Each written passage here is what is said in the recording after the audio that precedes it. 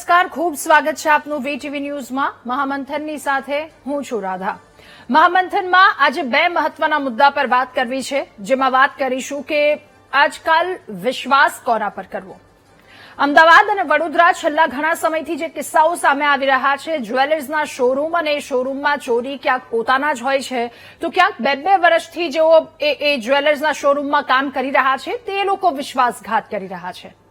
એટલે સોનાની ચમકમાં જે વિશ્વાસની ચમક છે ક્યાંક ઝાંખી પડી રહી છે, એના વિશે વાત કરીશું. પરંતુ એની પહેલા મહામંથનમાં વાત કરવી છે અને ખૂબ મહત્વનો મુદ્દો એ વાત છે દારૂબંધી વિશે, દારૂના દૂષણ વિશે. દારૂબંધીનો કાયદો છે, આપણને સૌ કોઈને ખબર છે, પરંતુ એ દારૂબંધીના કાયદા વચ્ચે ગુજરાતની હાલત શું છે, ગુજરાતના એ કેટલાક ગામડાઓ જ્યાંની સ્થિતિ શું છે, શહેરથી લઈ ગામડા સુધી કોઈ પણ જગ્યા પર જાઓ, બધી જ જગ્યા પર આ વાસ્તવિકતા એક દેખાય છે. ગ્રાઉન્ડ રિયાલિટી સૌ કોઈને ખબર છે કે આ કાયદો એ માત્ર કાગળ પર છે, પરંતુ એનું કેટલું અમલવારી કરાવવામાં આવી રહી છે, કેટલી કડકાઈથી એની અમલવારી કરવામાં આવી રહી છે, ત્યાં એક બહુ જ મોટો પ્રશ્નાર્થ ચિહ્ન સર્જાઈ રહ્યો છે. દારૂને લઈને ઘણા બધા સવાલો છે, કારણ કે સમાચાર પત્રો અથવા તો ટીવીમાં જે રીતે જોઈએ છે, સવારથી લઈ સાંજ સુધી ઓછામાં ઓછી દારૂની 1 થી 2 ખબરો તો રોજ સામે આવે છે. એટલે સામે આવતી આટલી જો ખબરો હોય તો પછી પડદા પાછળનું ચિત્ર શું હોય એનો આપણે અંદાજો લગાવી શકીએ. આટલું ગંભીર દારૂનું દૂષણ ગુજરાતમાં છે અને આ દારૂના દૂષણના કારણે પરિવારની શું હાલત થાય છે. એક વ્યક્તિ જે દારૂના નશામાં સપડાઈ જાય છે અને રોજ રોજ એ દારૂની લતે ચડી જાય છે, પછી પરિવારની શું હાલત થાય, એની પત્નીની શું હાલત થાય, એ મા બહેનની શું હાલત થાય, એના દીકરાઓ જો ભણતા હોય તો એની શું હાલત થાય. કારણ કે સાંજ પડીએ ગમે ત્યાંથી એ પૈસા શોધી અને દારૂ માટે એ વ્યક્તિ ભેગા કરતો હોય છે, તો પછી એના પાછળના એ પરિવારની હાલત શું, એના વિશે મહામંથનમાં વાત કરવી છે. ગુજરાત દેશભરમાં દારૂબંધી માટે જાણીતું છે. આજે જો આપણે રાજ્યના ખૂણે ખૂણે નજર કરીએ તો એક કડવી વાસ્તવિકતા સામે આવે છે. ગુજરાતમાં દારૂબંધી એ સરકારી ચોપડે છે, પણ વાસ્તવિકતામાં એ દારૂબંધીની વાત બુટલેગરો અને ભ્રષ્ટાચારના બૂટ નીચે કચડાઈ રહી છે. ગુજરાતમાં દારૂબંધી છે, પરંતુ જમીનની વાસ્તવિકતા અનેક જગ્યાએ દારૂનું દૂષણ ખુલ્લેઆમ જોવા મળે છે. દર થોડાક દિવસે કોઈક ને કોઈક ગામમાંથી દારૂના કારણે પરિવાર બરબાદ થયાના સમાચાર સામે આવતા હોય છે. ક્યાંક ઝેરી દારૂના કારણે લોકોના મોત થાય છે, ક્યાંક નશાની હાલતમાં અકસ્માતો સર્જાય છે, ક્યાંક દારૂ પીતા ખુલ્લેઆમ નજરે ચડે છે. પ્રશ્ન માત્ર દારૂ વેચાય છે એટલા પૂરતો સીમિત નથી. પ્રશ્ન એ છે કે આ દારૂના દૂષણના કારણે કેટલાય ઘરો બરબાદ થઈ રહ્યા છે. આજે અલગ અલગ 2 થી 3 જગ્યા પરની ઘટનાઓ વિશે વાત કરવી છે. થરાદના ગામડામાં 15 વર્ષના છોકરાઓ દારૂના રવાડે ચડી જાય છે, જેમની સામે આખું જીવન હજી પડ્યું છે, ભવિષ્ય બનાવવાનું બાકી છે. એ 12-15 વર્ષના છોકરાઓ દારૂના રવાડે ચડી જાય છે, એટલે માની શું હાલત થતી હોય અને એમના ઘરે આવનારી એ પત્નીની શું હાલત થાય. વાવ થરાદના અભેપુરા ગામમાંથી સામે આવેલી ઘટના સમાજ માટે એક અરીસો છે, એક સવાલ છે. કલ્પના કરો તમે, એક ગામની મહિલાઓ પોતાના ઘરને બચાવવા માટે પોલીસ સ્ટેશન સુધી દોડી જાય છે, પોલીસની સામે હાથ જોડે છે, અધિકારીઓના પગે પડીને એ લોકો વિનંતી કરે છે કે સાહેબ અમારા ગામમાં દારૂ બંધ કરાવો. અહીં સ્થાનિક લોકોએ પોલીસ અને બુટલેગરોની મિલીભગતના એક ગંભીર આક્ષેપો પણ લગાવ્યા છે. એક વ્યક્તિ, એક યુવાન જે કહે છે કે મેં પોલીસને ફોન કર્યો કે અહીંયા દારૂ વેચાઈ રહ્યું છે અને બંધ કરાવો, અને તરત જ થોડી જ મિનિટોમાં બુટલેગરનો એ વ્યક્તિ પર ફોન આવે છે કે તારી હિંમત કેવી રીતે થઈ અમારી ફરિયાદ કરવાની. એટલે પોલીસ અને એ બુટલેગરો એમના મિલીભગતના આક્ષેપો ત્યાંના લોકોએ લગાવ્યા છે કે અમારા ઘરોને બચાવી લો, આવી રીતે બરબાદ થતા. આવી જ ઘટના એક ગીર સોમનાથના સિલોજ ગામે દારૂના સેવન બાદ થયેલા મોતનો મામલો પણ ચર્ચામાં છે. મોતનું સાચું કારણ એ પોસ્ટમોર્ટમ બાદ સામે આવશે. હાર્ટ એટેકની અત્યાર સુધી વાત કરવામાં આવી રહી છે, પરંતુ આ ઘટનાને લઈને ગીર સોમનાથ જિલ્લાના કોંગ્રેસ પ્રમુખ પૂંજા વંશ, જેમણે પ્રહાર કર્યા છે કે આ દારૂનું દૂષણ એ કેટલાય ઘરોને અત્યાર સુધી બરબાદ કરી ચૂક્યું છે અને પોલીસની રહેમ નજર હેઠળ હપ્તાખોરીના કારણે બેફામ આ દારૂની હાટડીઓ ધમધમી રહી છે. તો ગીર સોમનાથની આ વાત, ત્યાં પણ આવા આક્ષેપો લાગ્યા છે. બીજી તરફ સુરતના કીમ રેલવે સ્ટેશન પર જાહેરમાં બિયર પી અને વિડીયો બનાવતા યુવકની ઘટના એ બતાવે છે કે કેટલાક લોકોમાં કાયદાનો ડર જ નથી. જાહેર સ્થળે જ નશાખોરી કરીએનો દેખાડો કરવામાં આવે છે તો એ માત્ર નિયમનો ભંગ નથી, પરંતુ સમગ્ર વ્યવસ્થાને ખુલ્લો પડકાર છે. અને કામગીરી પર પણ સવાલ છે કે આવા યુવાનોની હિંમત કેવી રીતે થાય કે આવી રીતે ખુલ્લેઆમ દારૂ પી વિડીયો બનાવી લોકો સમક્ષ મૂકવાનો. આજના મહામંથનમાં પ્રશ્ન માત્ર અભેપુરાનો નથી, માત્ર એ સિલોજનો નથી, માત્ર એ કીમનો નથી. પ્રશ્ન આખા ગુજરાતનો છે. જો દારૂબંધી છે તો પછી દારૂ આવે છે ક્યાંથી? કાયદો છે તો પછી એનું પાલન કેમ નથી કરવામાં આવતું? અને જો કાર્યવાહી થાય છે તો પછી થોડા સમયમાં ફરી એ અડ્ડાઓ કેવી રીતે શરૂ થઈ જાય છે? આપણને સૌ કોઈને આ તમામ સવાલોના જવાબ ખબર છે, પરંતુ એની પાછળ થતી કાર્યવાહી મજબૂત થવાની આવશ્યકતા છે. અને સૌથી મહત્વની વાત, શું સામાન્ય લોકોને પોતાના ગામને દારૂ મુક્ત, દૂષણ મુક્ત બનાવવા માટે પોલીસના પગે પડવાની ફરજ પડવી જોઈએ?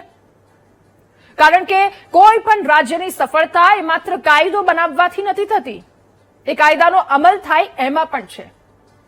આજે મહામંથનમાં વાત કરીશું દારૂબંધીની ગુજરાતમાં વાસ્તવિકતા, ગુજરાતના લોકોની વ્યથા અને વ્યવસ્થાની જવાબદારી વિશે.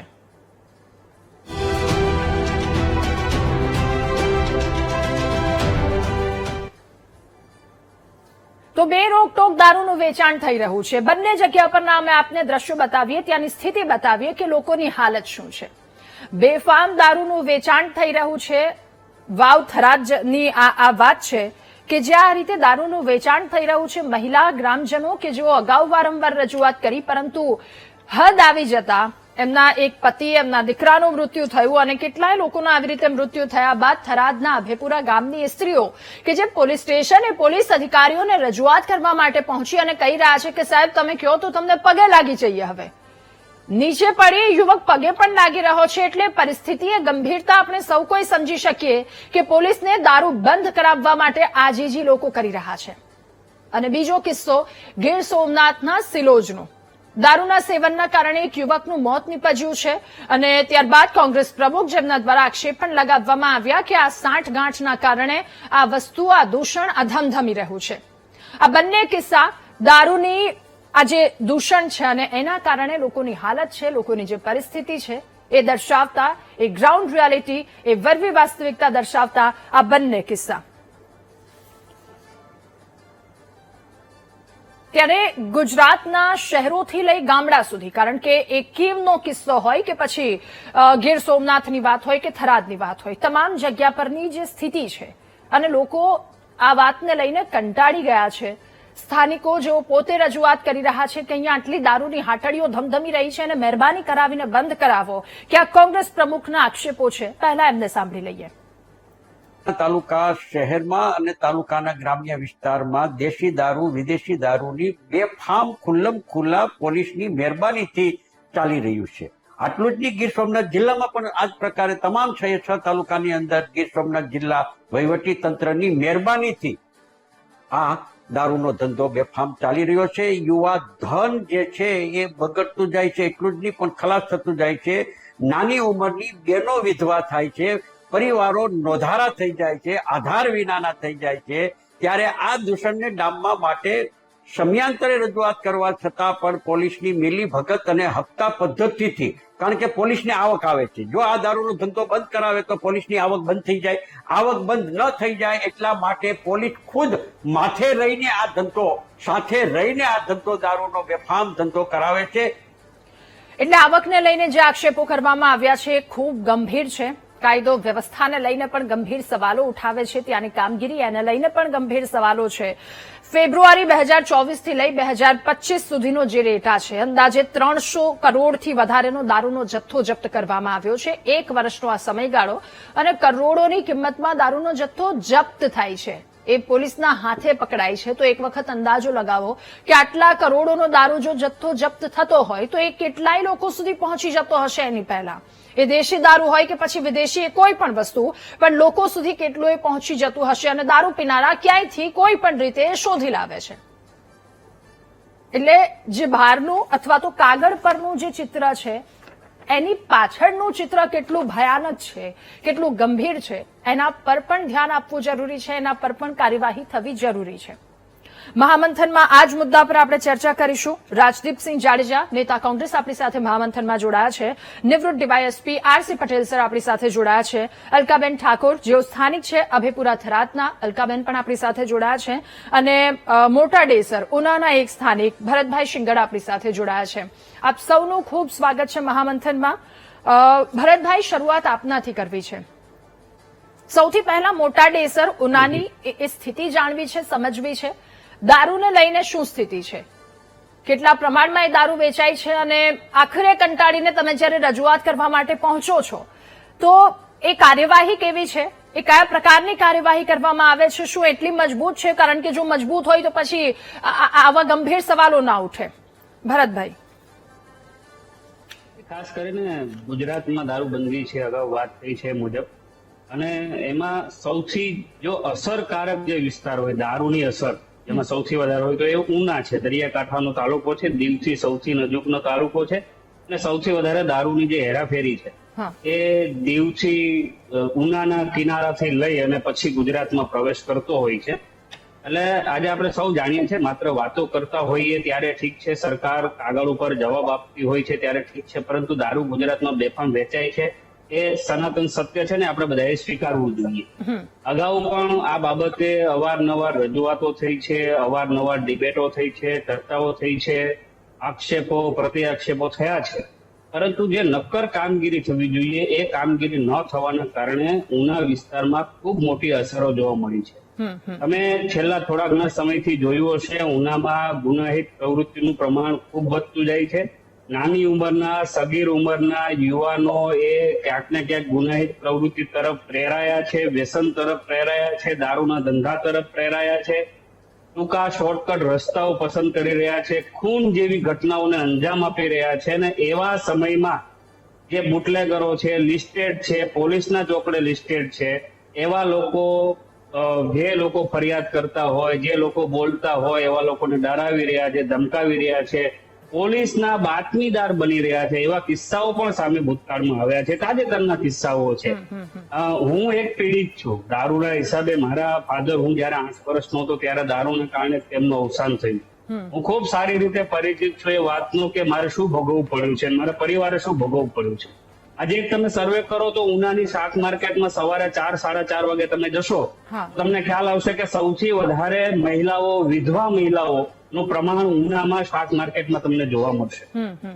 આની પાછળનું કારણ કે સનાતન સત્ય એ છે કે ત્યાં દારૂ વેચાય છે, બેફામ વેચાય છે, દેશી દારૂ, કેમિકલ યુક્ત નશા પદાર્થો વેચાય છે, અને એ આપણે બધાએ સ્વીકારવું પણ જોઈએ. પોલીસે જો ખરેખર આવા બુટલેગરો વિરુદ્ધ કાર્યવાહી અત્યાર સુધી કરી હોત, ખરેખર કડક કાર્યવાહી કરી હોત, તો મને એવું લાગે છે કે આ જે ગુનાહિત પ્રવૃત્તિ અત્યારે ઉનામાં અને ગીર સોમનાથ જિલ્લામાં થઈ રહી છે ના થઈ હોત. એટલે મને એવું લાગે છે કે કોઈ પણ પ્રકારના રાગ દિવસ રાખ્યા વગર, બુટલેગરો સાથે રાખ્યા વગર, આવા જે લિસ્ટેડ બુટલેગરો છે એમને ગોતીને જે કલમો બિસ્કીટોથી લઈ અને પાસા એક હેઠળ જે કોઈ ગંભીર કલમો છે, ઓકે, એટલે એ બુટલેગરોને ગોતવાની, એમને શોધવાની કોઈ જવાબદારી, શોધવાની કોઈ જરૂર એટલા માટે નથી લાગતી કારણ કે એ તો સૌ કોઈને ખબર છે. જે તે વિસ્તારના જે અધિકારીઓ જેમના માથે જવાબદારી છે એમને તો ખબર જ છે, એટલે એમના પર કડક કાર્યવાહીની આવશ્યકતા છે. ભરતભાઈ, આપે જણાવ્યું કે પરિવારની શું હાલત હતી, આપ પીડિત છો, આપના પિતા એમાં એ લતમાં હતા, ત્યારબાદની હાલત પણ આપની પાસેથી જાણવી, સમજવી છે દર્શક મિત્રો સુધી, અને જવાબદાર વ્યક્તિ એમના સુધી કદાચ આપણે જો એક વાત પહોંચાડી શકીએ તો કે ભાઈ આવી પરિવારની હાલત થાય છે, આવી વેદના છે, કદાચ એનો અંદાજો લગાવવો પણ એ બધા માટે મુશ્કેલ હોઈ શકે. પરંતુ એ પહેલા અલકાબેન, આપની પાસેથી જાણવું, સમજવું છે, પોલીસ પાસે તમે સૌ કોઈ ગયા હતા, એ જરૂર શા માટે પડી? આપના ગામમાં કેટલી વર્ષના બાળકો અથવા તો એ યુવાનો કે જેઓ આ દારૂના લતે ચડી ગયા છે, શું હાલત છે અલકાબેન? અમારા ગામમાં એમ છે કે દારૂ વેચે છે બીજા લોકો, નામ પડે છે અમારો, એટલે અમે આ મુક્તિ દારૂ વેચાણ બંધ કરવા માંગો છો. અને મને મારા છોકરા નાનો છે, 18 વર્ષના એક બી દારૂ પીવા મળ્યા. અમે કોકની દીકરી લાવો તો એને શું ઘરમાં અમે હાથમાં છો. હા, અમે નાનપણ અમે રંડાપો મીઠી મોટા કર્યા તો છોકરા જીતરતા નથી. દારૂ મળે જોડમાં ગામમાં જ મળે અને બાર ના આઈને ઉતારે નામ પડે છે અમારું બદલામ થાય છે. અને અમે અમારી જિંદગી અને અમારો પરિવાર જીતાડવા માંગો છો. શું પડે છે અમારો પરિવારમાં અમે રહેવા માંગો છો. અમારો પરિવાર જીતાડવા માંગો છો. અને આ દારૂ અમારા ગામમાંથી દૂર કરાવો. મુક્તિ વ્યસન બંધ કરાવો. આ રજૂઆત પહેલા તમે ક્યારેય પોલીસને રજૂઆત કરી હતી કે આટલું દારૂ વેચાઈ રહ્યું છે અને બંધ કરાવો? પહેલા ક્યારેય વાત કરી હતી તમે? અરે સાહેબ, અમારા છોકરા પીએ એટલે અમે એટલે 2 પોલીસ વાળા આવે, વીર જમાદાર આવે એટલે અમે કરી દે ફોન એટલે ઓલા બસ ઘરે રહી નડીને આવે પીરે દાડે ચાલુ ધંધો ચાલુ. હા, અમારું કોઈ મોને નહીં. અમે હેડતા હેડે એટલે મને ગાળે કાઢે, ખોટા શબ્દ વાપરે. રસ્તે હેડે એટલે મેં કહો કે અમારા છોકરો દારૂ ના આવવાનું, તમારે ના ઉકાળવાનું કે રોજ આવવું હોય જો. પણ અમુક અમને ધમકીઓ હાલે. ઓકે. હા, એટલે આ સ્થિતિ છે. જન્મ લેતા નથી, 2 જણા ને લે. અમારો મીર જમાદાર આવે એટલે ગમેથી ફોન કરી દે. દારૂ હોય બારું કાઢી નાખે. લોકો કૂટીને આવીને કઈ હેડ્યા. હા, દારૂ તો અમુક ફૂલ ચાલુ શેરીમાં વેચાતો હોય, આજુબાજુ વેચાતો હોય. હવે અમારા પરિવારને જીતાડવા અમે મોંઘો છો. ઓકે જી, અમારે ન્યાયમાં ભણાવવા છે, અમારે સારું જીવન જીવવું. બિલકુલ. એટલે એક સારા જીવનની માંગ કરી રહ્યા છે કે આ દારૂના દૂષણને હટાવો અને એક વ્યવસ્થિત જીવન જે એક સામાન્ય માણસ જીવવા માંગે છે એની માંગ કરી રહ્યા છે. આ વ્યક્તિ તરફથી માંગ એ જો પૂરી ન કરી શકીએ તો પછી શું કામગીરી કરી છે, શું વસ્તુ છે? ડોક્ટર કમલેશ રાજગોર, નેતા ભાજપ, આપણી સાથે જોડાયા છે. કમલેશભાઈ, આપનું પણ ખૂબ સ્વાગત છે. આરસી પટેલ સર, આપની પાસે પહેલા પરિસ્થિતિ વિશે ચર્ચા કરવી છે. આપણે ભરતભાઈને સાંભળ્યા, આપણે અલકાબેનને સાંભળ્યા અને જેટલા દારૂના કિસ્સાઓ સામે આવે છે એક વસ્તુ આપણે એક્સેપ્ટ કરવી પડશે. ગુજરાતમાં દારૂબંધી છે પણ એ અમલમાં નથી. ગુજરાતના ખૂણે ખૂણે દારૂ વેચાઈ રહ્યો છે. અમને અલકાબેને કહ્યું કે શેરીએ શેરીએ દારૂ વેચાઈ રહ્યો છે. આમાં પોલીસની કામગીરી પર સવાલો ઉઠે છે. પૂંજા વંશ કે જેમણે સોમનાથથી એ આક્ષેપો લગાવ્યા છે કે આ તો હાટડીઓ એટલા માટે ધમધમી રહી છે કારણ કે ખિસ્સા ભરાઈ રહ્યા છે, હપ્તાઓ આપવામાં આવી રહ્યા છે. હપ્તાખોરીને લઈને પણ એક આક્ષેપો કરવામાં આવ્યા છે. અહીંયા યુવક, થરાદના જે યુવક છે એ તો પગે પડી જાય છે. એટલે આ લોકોની હાલત બહુ દયનીય થઈ જાય છે. બીજી તરફ આશા રાખીએ છીએ કે પગલાં લેવામાં આવે, કડક પગલાં લેવામાં, પરંતુ આટલા વર્ષોથી માત્ર એકને એક વાત કીધા રાખવાની કે કડક પગલાં લો, કડક કામગીરી કરો તો નથી કેમ થતી? જો કરવામાં આવી રહી છે તો પછી આ હાલત શું કામ છે? પટેલ સર. જી નમસ્કાર. સમાજને ટચ કરતો, સંપૂર્ણ સમાજને ઘેરી લીધેલો, સમાજને ની અવદશા કરતો મુદ્દો આજે આપી લીધો છે.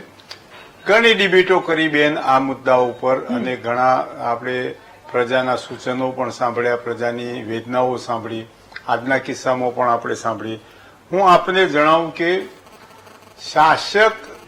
જ્યારે શાસક બની અને કડક થશે અને બિલકુલ ઈમાનદારીથી કડક થશે, એની સાથે સાથે જનતા પણ પોતાના પરિવારો ઉપર ધ્યાન રાખશે અને પોતાનો પરિવારનો મેમ્બર દારૂની લતે ન ચડે એ જોશે.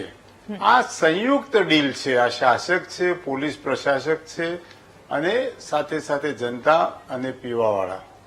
હવે હું આપને કહું કે જે 2 પ્રશ્નો આવ્યા એની અંદર એક ભ્રષ્ટાચાર આવ્યો કે જ્યાં દારૂના નાના મોટા દેશી દારૂના ઠેકા ચાલે છે, કોઈ ઇંગ્લિશ દારૂ વેચતો હોય છે, ત્યાં નો વહીવટ કોણ કરે છે? પોલીસ સ્ટેશનના કોઈ પીઆઈ કદી આવતા નથી. એમનો એક બીટ જમાદાર હોય છે, એ આ વહીવટ કરતો હોય છે.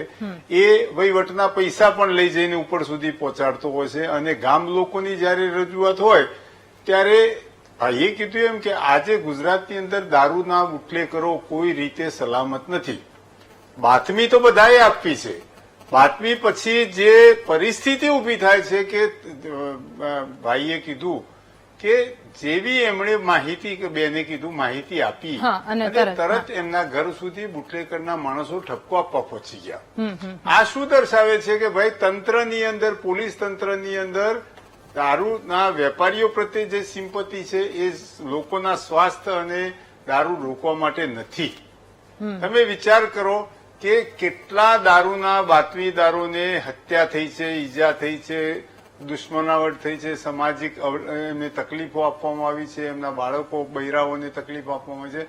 તો પોલીસના જમાદારો અથવા તો પોલીસના જે સોર્સ સુધી જયારે બાતમી પહોંચાડવામાં આવે છે ત્યારે એ સોર્સ જ પેલાને ફોન કરી દેશે કે એ લોકોનું તો કોમ્યુનિકેશન હરરોજ ચાલુ હોય છે.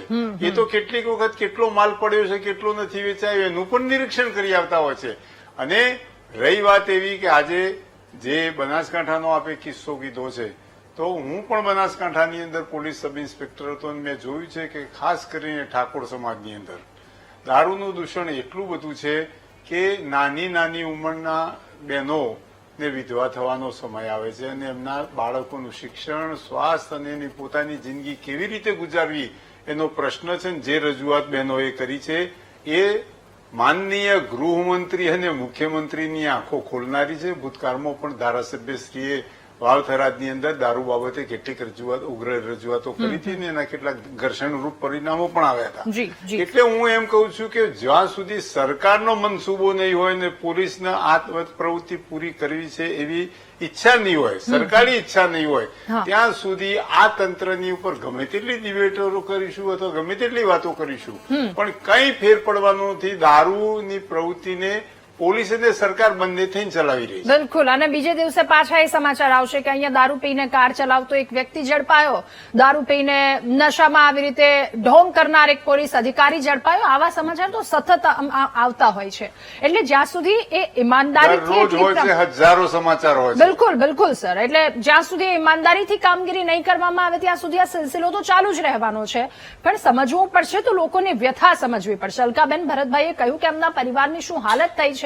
જો કદાચ એ અધિકારીઓ સમજી અને એને લઈને કડક પગલા લે તો કદાચ એના પર કંઈક થઈ શકે.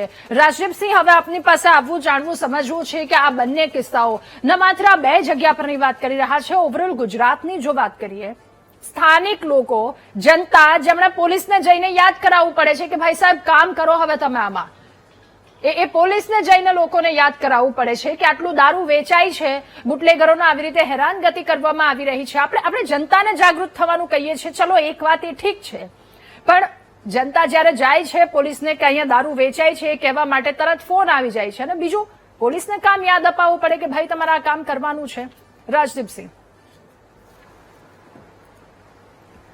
ખાસ કરીને બેન ગુજરાતની અંદર કાગળ ઉપર દારૂબંધી છે, પણ રિયલ તમે જોવા જાઓ વાસ્તવિકતા તો સમગ્ર ગુજરાતની અંદર નાના એવા ગામડાથી લઈને મોટા મેટ્રો શહેર, એટલે કે આપણે અમદાવાદથી વાત કરીએ તો અમદાવાદ, રાજકોટ, બરોડા, સુરત 10 મિનિટની અંદર દૂધની ડિલિવરી ન મળે એથી ઝડપથી દારૂની ડિલિવરી મળે છે. આ વાસ્તવિકતા વાત છે. અને ગુજરાતની અંદર જે દારૂ ઘુસાડવામાં આવે છે, તમે સમજો, દારૂની ફેક્ટરીઓ પણ ગુજરાતની અંદર પકડાણી છે. ડુપ્લિકેટ દારૂની, ઇંગ્લિશ દારૂની, દેશી દારૂની તો આપણે વાત સાંભળી હમણાં પીડિતો પાસેથી, અધિકારી શ્રી સાથેથી પણ આપણે વાત સાંભળી. તો રાજસ્થાનને બિલોંગ જે જિલ્લો છે ત્યાંના તમે વિઝ્યુઅલ પણ બતાવ્યા, બરોબર. પણ વિચાર કરી લ્યો કે ઉના છે તો ત્યાં દીવથી નજીક છે, આ રાજસ્થાનથી નજીક છે, પણ રાજકોટ શહેર છે એને કોઈ જગ્યાએ બોર્ડર લાગતી નથી, તો એ પણ રાજકોટની અંદર દારૂ ખુલ્લેઆમ મળે છે. સમગ્ર ગુજરાતની અંદર દારૂ ખુલ્લેઆમ મળે છે. એક સાયકલ થઈ ગઈ છે ને એક માનસિકતા થઈ ગઈ છે. એઝ એ અધિકારીઓ બધા એવા નથી હોતા, પોલીસ કર્મચારીઓ પણ સારા હોય છે અને નૈતિકતાથી એમની ફરજ બજાવતા હોય છે, પણ વર્તમાન ભારતીય જનતા પાર્ટીની જે સરકાર છે એમાં જે નૈતિકતાવાળા અધિકારીઓ છે, ફરીથી કહું છું, એમને ક્યાંય સારું પોસ્ટિંગ આપવામાં નથી આવતું, એમને સાઇડલાઇન કરી દેવામાં આવે છે. ભ્રષ્ટાચારી તંત્રમાં જે હામાં હા અને નામાં ના મિલાવે એવા અધિકારીઓને અત્યારે હાલ સારી જગ્યાએ મૂકવામાં આવે છે. આ ભારતીય જનતા પાર્ટીની સરકાર પોલીસનો ઉપયોગ લોકશાહીના ચીરહરણ કરવા માટે આ વાત એટલા માટે કે હમણાં જ સ્થાનિક સ્વરાજની ચૂંટણીઓ પૂર્ણ થઈ, સમગ્ર ગુજરાતની અંદર બુટલેગરોનો ઉપયોગ, જે માથાભારે શખ્સો છે, એન્ટી સોશિયલ છે, પાસામાં ગયેલા છે, એને બોલાવી અને લોકો ઉપર ધાક કઈ રીતે બેસાડવી અને લોકશાહીનું ચીરણ કરી અને મતદાન કઈ રીતે ન કરાવવું, આ બધો ઉપયોગ આ બધા ગુંડાઓનો થાય છે. અને એ ગુંડાઓનો એટલા માટે થાય છે કે પોલીસ સાથે સંકળાયેલી ગંગોત્રી હોય છે. હપ્તો ખાલી માત્ર પોલીસ લગી નથી જતો, હપ્તો આખી સાયકલ છે, જે એમની બીટ છે, જે તાલુકા લેવલે, ગામડા લેવલે, ત્યાંથી ઉપર ઉપર ઉપર જે સેન્ટર આવતો હોય ત્યાંથી ગાંધીનગર લગી એક મીઠી આંખ મીચોમણાની દ્રષ્ટિએ દારૂ ચાલે છે. જો સરકાર તાકાતથી, અને પોલીસ, ગુજરાતની પોલીસ આપણી છે, એ સરસ કામ કરે છે, પણ એવા અધિકારીઓને કંઈ મૂકવામાં આવતા નથી. એટલે આપણે આ વારંવાર આ દારૂની વ્યવહારિક, જ્યાં ક્યાંય નાના નાના લોકો, જેમ બેને કીધું એમ ક્યાંય એક્સપાયર્ડ થતા હોય છે, એક્સપાયર્ડ તો થાય છે. વિદ્યાર્થીઓની અંદર યંગસ્ટર લોકો પણ 18 વર્ષથી 21 વર્ષના યુવાધન જે ગુજરાતનું છે, એ દારૂના રવાડે તો ચડે છે, સાથે સાથે ડ્રગ્સના રવાડે ચડે છે. રાજકોટની અંદર બેન હમણાં જ અમારા નજીકમાં વાંકાનેરની અંદર દારૂની ડુપ્લિકેટ ફેક્ટરી પકડાણી હતી. એવી રીતે રાજકોટની અંદર હમણાં જ, હજી કદાચ મહિનો દિવસ પણ નહીં થયો હોય, કે ઝેરી દારૂના હિસાબે 4 લોકોને દાખલ કરવામાં આવ્યા, દેશી દારૂ. એટલે સિસ્ટમ જે છે એ સિસ્ટમને કેન્સર થયું છે. જળમૂળથી ફેરવવાની દાનત સરકારમાં નથી, માત્ર સરકાર વાહવાહી કરે છે. સરકારના કોઈ પણ અધિકારીઓ હોય, એ પણ મિનિસ્ટર લેવલના હોય, એ નિવેદનો કરે છે, પણ આપ જુઓ છો કે કરોડો રૂપિયાનો, હજારો કરોડો રૂપિયાનો દારૂ પકડાય છે. શું કરવાને કે સહેલાઈથી આ વસ્તુ મળી જાય છે. અને ક્યાંક જો દારૂમાં વધારે, ક્યાંક ટાઈટ કોઈ અધિકારી આવ્યા હોય તો દારૂનો ભાવ પણ બેન વધી જાય છે. આ સિસ્ટમની અંદર સુધારો કરવો હોય તો સરકારે તાત્કાલિક જે એક આખું અલગથી જેનું મોનિટરિંગ કરવું હોય એ કરતા નથી. માત્ર વાતો થાય છે. દારૂથી એક્સિડન્ટો એટલા થાય છે, ક્યાંક ને ક્યાંક હાવ નિર્દોષ લોકોને, કે જે સામાન્ય તમારી મારી જેવા રાહદારી પીપલ જતા હોય, એમને પણ એનો ભોગ લેવાય છે. સામાન્ય પરિવારની એ હાલત છે, દશા છે. જી રાજદીપસિંહ, ડોક્ટર કમલેશ, હવે આપની પાસેથી આ વાસ્તવિકતા તો સૌ કોઈ પાસેથી પેનલિસ્ટ જેટલા છે, અને આપ પણ જાણતા હશો કે શું ગુજરાતની વાસ્તવિકતા છે. હમણાં થોડો સમય ચોમાસું શરૂ થઈ જશે, આપણે વાત કરીશું કે છેવાડાના ગામ સુધી, છેવાડાના વિસ્તાર સુધી કાચા રોડ રસ્તા છે, જ્યાં એમ્બ્યુલન્સ પણ નથી પહોંચતું, પણ એ જગ્યા પરની જો અત્યારે આ વિષય સાથે કમ્પેર કરીએ તો ત્યાં દારૂ પહોંચી જાય છે. એ અંતરિયાળ વિસ્તારોમાં દારૂ પહોંચી જાય છે, લોકો એનું સેવન પણ કરે છે. એટલે આ જે સ્પીડથી જે દારૂ પહોંચી રહ્યો છે, અથવા તો જે બોર્ડરની વાત કરવામાં આવે, જ્યાં બોર્ડર નથી લાગતી ત્યાંની પણ આ હાલત છે.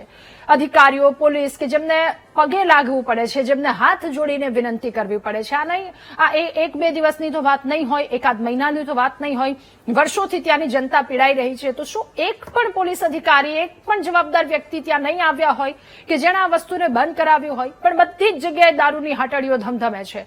દર વખતે આપણે ચર્ચા કરીએ છીએ કે દારૂબંધી છે, દારૂની આટલા દૂષણો છે, આટલી જગ્યાએ આવી સ્થિતિ છે, અને છેલ્લે તોય છતાં 10 દિવસ 15 દિવસ પછીની એની જ સ્થિતિ હોય છે. હું તો કહું આવતીકાલથી આ સ્થિતિ હશે, આવતીકાલે 5 સમાચાર દારૂના હશે. ચોક્કસ બેન, જે પણ વિષય આપણે લીધો છે એ વિષય વારંવાર આપણે ચર્ચા કરીએ છીએ, અને ચર્ચાના મૂળ ભાગની અંદર જેમ કોઈ બીજા વ્યક્તિ વાત કરતા હોય તો એ કદાચ પોતાનું દુઃખ પણ વ્યક્ત કરતા હોય છે, અને કદાચ સૂચનો પણ સારા આપતા હોય છે. પરંતુ પછી છેલ્લે શું થતું હોય છે કે કોંગ્રેસના મિત્ર પણ હોય અને ભાજપના મિત્ર પણ હોય. એટલે અમે ભારતીય જનતા પાર્ટીના કાર્યકર્તા અથવા તો પ્રવક્તા તરીકે સરકારે અત્યાર સુધી શું કામગીરી કરી છે અને કેવી રીતે દારૂબંધી અમલમાં રહે અને લોકો સુધી ન પહોંચે, તો શું કામગીરી કરીને કેટલી એની પર્યાપ્ત માત્રામાં અસર થઈ છે એની અમે કામગીરી કહીએ. અને રાજનીતિનો વિષય આવે એટલે કોંગ્રેસને તો વિષય છે જ કે ભાઈ તમે આ ભારતીય જનતા પાર્ટીની સરકાર, આ મુખ્યમંત્રી, આ નાયબ મુખ્યમંત્રી આમ કરે છે, તેમ કરે છે, અને સ્પેશિયલ મોનિટરિંગ સેલ હોવું જોઈએ, આવી બધી વાતો આવતી હોય છે. હું પણ માનું છું કે સ્પેશિયલ મોનિટરિંગ સેલ હોવું જોઈએ. ગુજરાતની અંદર દારૂબંધીની સાથે સાથે જે પર્યાપ્ત જે કામ કરી રહ્યું છે સરકાર, એમાં આદરણીય મુખ્યમંત્રી અને નાયબ મુખ્યમંત્રીના નેતૃત્વની અંદર જે પણ કામગીરી થઈ છે એમાં છેલ્લા વર્ષની અંદર 42 કરોડનો દારૂ પકડાયો છે. તો ક્યાંથી પકડાયો છે? સરકારની ઈચ્છા જ ના હોય, ઈચ્છા શક્તિ ના હોય તો આટલો, અને એ નહીં 42, આ વર્ષે એના કરતા બમણો, એટલે 2025 નો આ તો વિધાનસભાનો આંકડો છે, પણ 2026 ની અંદર અત્યાર સુધી તો એના કરતા બમણો દારૂ આપણે પકડી લીધો છે. એટલે સ્ટેટ મોનિટરિંગ સેલ આ કામ કરી રહી છે ચોક્કસ, પરંતુ પર્યાપ્ત આ કામ નથી. કેમ કે આપણે જોઈએ છીએ કે ક્યાંક ને ક્યાંક બે પ્રકારના આ દારૂનો વિષય આપણે વાત કરીએ કે લોકલ ભઠ્ઠીઓમાં બનીને લોકલ લોકો જ દારૂ વેચે છે અને લોકલ દેશી દારૂ પીવાય છે, એ તો બહારથી આવતો નથી, અથવા બોર્ડરો એને સીલ કરવાથી એ તો રોકી શકાતો નથી. જે લોકલ લોકો સિવાયનો જે બહારથી આવે છે એ પણ કેટલા આ જે પકડાયેલો માલ છે એની આપણે વિસ્તૃત ચર્ચા કરી છે. ચોક્કસ ઝીરો ટોલરન્સ નીતિ છે, ક્યાંક ને ક્યાંક એના કડક કાયદાઓ બનાવવા માટે 10 વર્ષની સજા પણ, જે લોકો આ વ્યવસાય સાથે સંકળાયેલા હોય એમને 10 વર્ષની સજા અને મોટો દંડ પણ ભરવાનો એવો પણ કાયદો પણ છે. પરંતુ એ કાયદો હોવા છતાં પણ કાયદાની છટકબારીની અંદર હું ચોક્કસ એવું માનું છું, હું એવું નથી કહેતો કે જે રાજનીતિ થઈ રહી છે એ ખોટી થઈ રહી છે. ક્યાંક ને ક્યાંક સાચી વાત છે અને સમાજને ઉપયોગી વાત આપણે કરી રહ્યા છીએ કે આ થઈ રહ્યું છે, પર્યાપ્ત માત્રામાં નથી.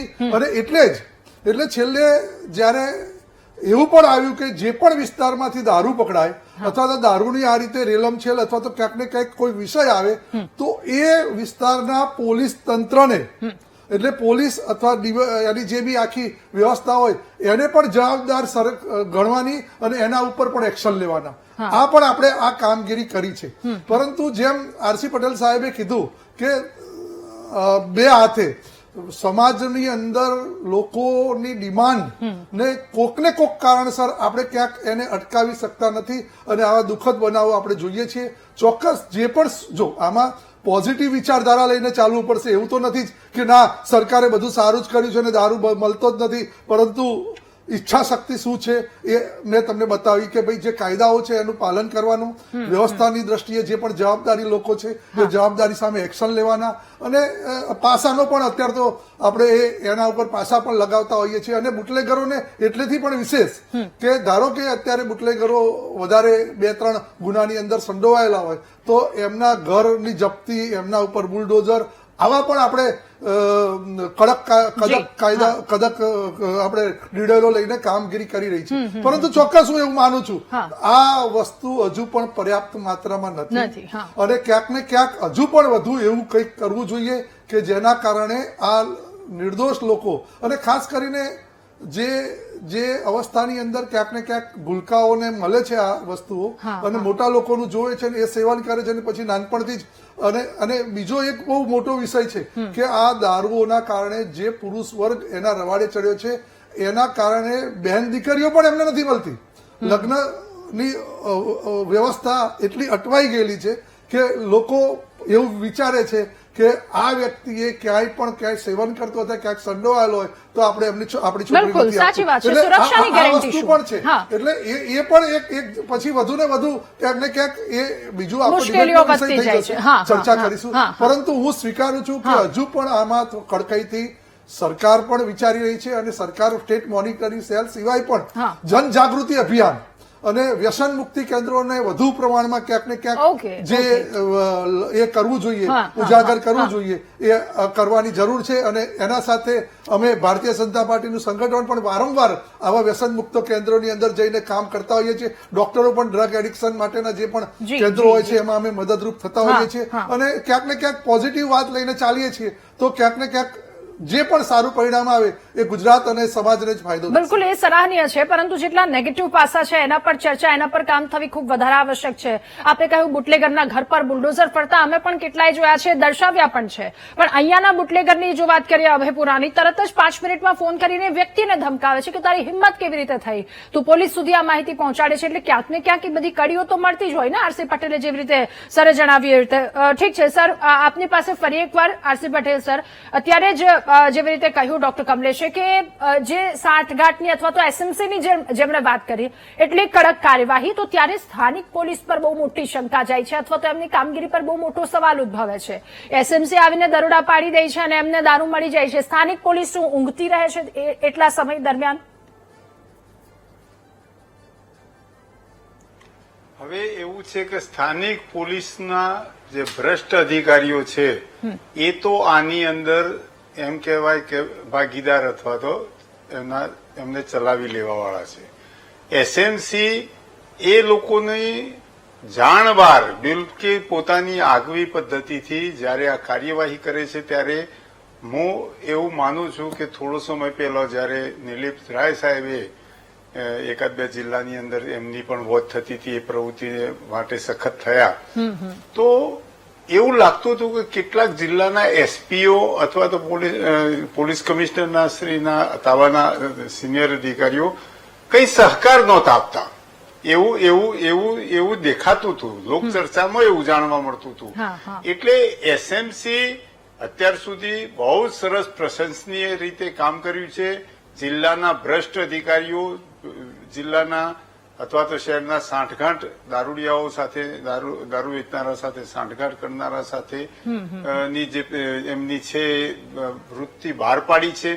એમણે કેટલાય અધિકારીઓને પકડ્યા છે અને એમના ઉપર કાયદા સસ્પેન્શન સુધીની કાર્યવાહીઓ કરવામાં આવી છે.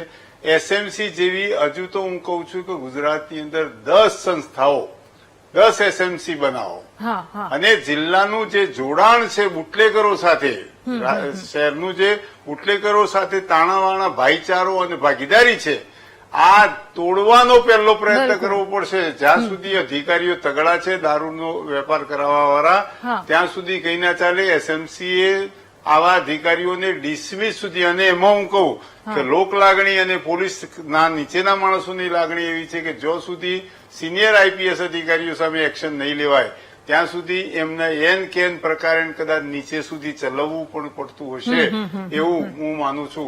એટલે દરેક અધિકારી સરખો, જેના જિલ્લાની અંદર જે આ પ્રવૃત્તિ પકડાય, મોટો પ્રમાણપત્ર પકડાય કે ઓછું પકડાય, ત્યાં સરકારે એસપી થી મળીને અને સાથે કાર્યવાહી કરવી જોઈએ. એવી માંગણી છે. કદાચ કોઈ કહી શકતું હોય, કદાચ ન કહી શકતું. બિલકુલ, આ એક રસ્તો કહી શકાય. ભરતભાઈ, ફરી એકવાર આપની પાસે આપે જણાવ્યું હતું, તો એ હાલત જાણવી છે, સમજવી છે, પરિવારની હાલત શું થાય. અને બીજી વસ્તુ, અત્યારે જ્યાં તે હાટડીઓ ધમધમી રહી છે, માંગ શું, રજૂઆત શું અને રજૂઆત બાદની સ્થિતિ શું છે, અને અત્યારે આપની માંગ શું છે? ભરતભાઈ. જી, પીડિત પરિવાર તરીકે હું જયારે પોતે બોલવા ઈચ્છતો હોય ત્યારે મારે કહેવું જોઈએ કે જે પરિસ્થિતિનું નિર્માણ થાય તો જેના ઘરમાં જેને મોભી ખોયો હોય એને જ ખ્યાલ હોય. અત્યારે તો આપણને વાતો એવી લાગે છે કે નહીં, ખરેખર બીજેપી સરકાર, અત્યારે ભાજપની સરકાર ખૂબ સારું કરી રહી છે અને પોલીસ ખૂબ સારું કરી રહી છે અને બુટલેગરોને ખૂબ સજા. મારે એટલું કહેવું છે કે આપના માધ્યમથી કે લગભગ 150 કરતા વધારે લિસ્ટેડ બુટલેગરો ગીર સોમનાથ જિલ્લાના પોલીસના લિસ્ટમાં છે અને એના ઉપર કેટલાના મકાનો પાડ્યા છે એ મારે પૂછવું છે. સરકારને, ગૃહ મંત્રાલયને, પોલીસને મારે પૂછવું છે.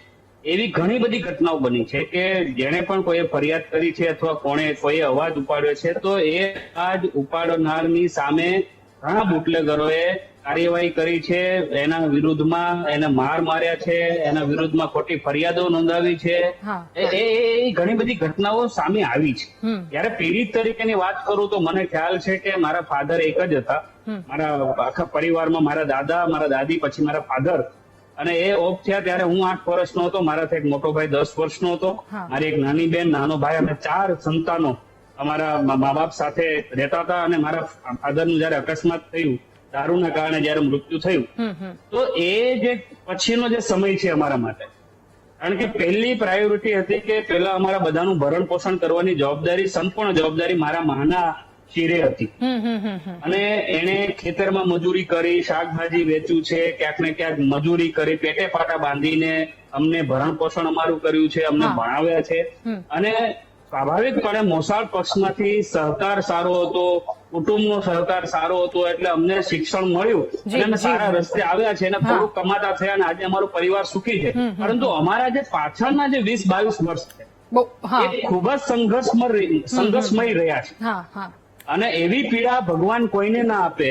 મારી તો જે દારૂ પીનારા વ્યક્તિઓ છે એને ખાસ વિનંતી છે, તમે તમારા સામું તો જોજો જ, પણ સાથે સાથે તમારી આવનારી પેઢી, તમારા મા બાપની પેઢી છે, એ આખું પરિવાર જે અત્યારે તમારા કારણે જે હેરાન અને પરેશાન થઈ રહ્યું છે, બિલકુલ, તમારા બિલકુલ. ગયા પછી જે હેરાન અને પરેશાન થવાનું હા, હા. છે, એ ખૂબ જ દુઃખદ છે. એ બિલકુલ, અત્યારે એટલે- કલ્પના બહારની વાત. એટલે આ બહુ ચોંકાવનારી વાસ્તવિકતા છે.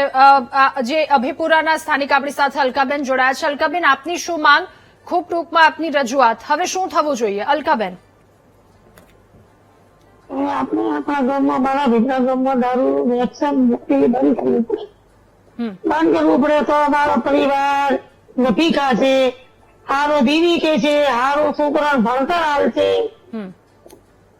અને આ ચાલુ દારૂ મુક્તિ એવું તો અમારા છોકરા રહેશે ને એના છોકરા રખડશે. ઓકે ઓકે હા, હવે અમારે આ સરકાર એમ કહે છે કે તમારી બેન દીકરીઓને ભણાવો પણ ઘરે દારૂડિયાનો ત્રાસ હોય, છોકરું ચોથી ને આવે. બિલકુલ. ડોક્ટર કમલેશ, ખૂબ ટૂંકમાં આપની અંતિમ પ્રતિક્રિયા. આટલા વર્ષો બાદ પણ આપણે 21મી સદીની વાતો કરી રહ્યા છીએ, એઆઈ ટેકનોલોજીની વાતો કરી, હજુ સામાન્ય લોકોની તો આ જ વાત છે કે આ બધું બંધ કરાવો એટલે ભણતર સારું મળે, જીવન સારું મળે. ખૂબ ટૂંકમાં આપની અંતિમ પ્રતિક્રિયા. ચોક્કસ અલકાબેન જે કહે છે અને ભરતભાઈએ જે કીધું છે એ ખરેખર એમની લાગણી સાથે અમે પણ સંમત થઈએ છીએ.